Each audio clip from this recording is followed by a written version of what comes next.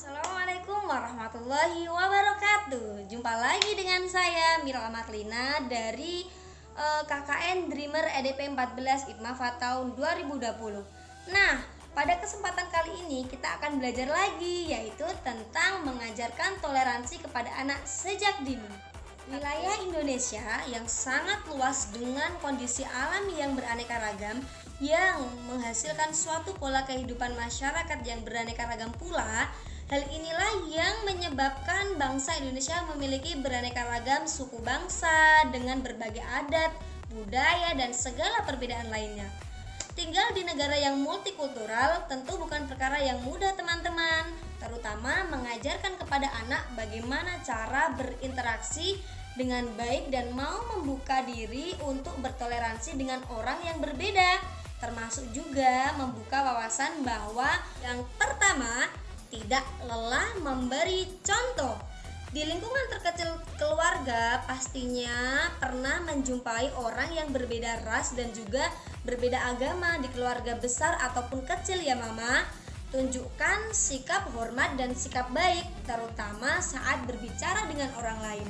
Anak tidak akan belajar dari orang lain, tetapi belajar dari kedua orang tuanya.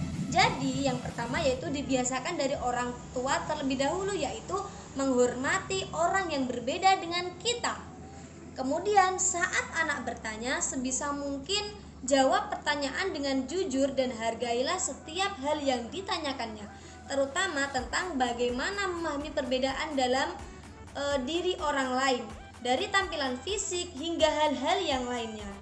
Ajari anak-anak untuk memperlakukan orang lain dengan hormat dan tegaskan bahwa orang tua tidak akan menerima perilaku yang tidak sopan baik di dalam maupun di luar rumah.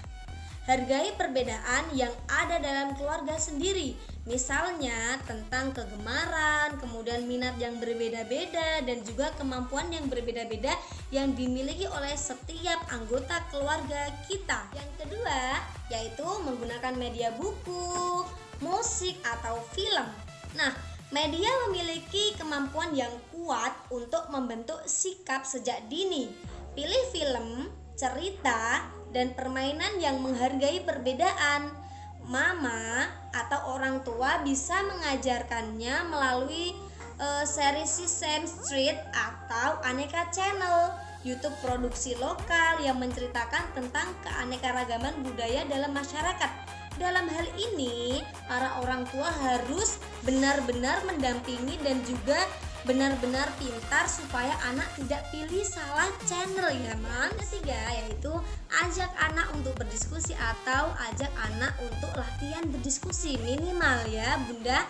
Kita sebagai orang tua itu tidak dapat mengharapkan hal-hal yang baik yang hanya bisa dilihat oleh anak kita sendiri, karena memang anak kita itu hidup di lingkungan yang memang sosial di masyarakat, jadi kita tidak bisa 100% memonitori anak kita sendiri, apalagi jika anak kita melihat kejadian intoleran yang tanpa disengaja.